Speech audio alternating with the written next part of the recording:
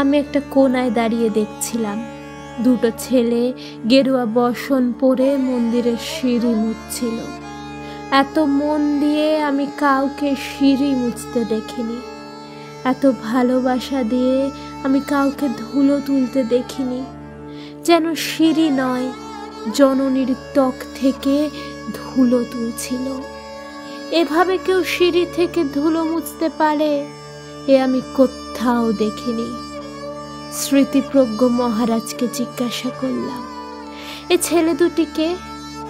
মহারাজ মৃদু হেসে বললেন, একজন নিউক্লিয়ার ফিজিসিস্ট আর আরেকজন IBM এর 6 লাখ টাকার চাকরি ছেড়ে এখানে এসেছে, সিঁড়ি ধুতে এসেছে।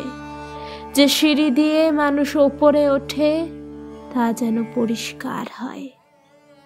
মহারাজ চলে গেছেন। সন্ধে নেমে আসছে গঙ্গায়, আমার ভেতরেও নামছে সন্ধ্যা। সারা পৃথিবীতে এত সিঁড়ি, সিঁড়িতে সিঁড়িতে এত দাগ, এত ক্রোধ, এত অপমান। আরতি শুরুর আগে মনে হলো, যে সিঁড়ি মুছতে পারে না সে কোনোদিন মানুষের চোখের জল মুছতে পারবে না।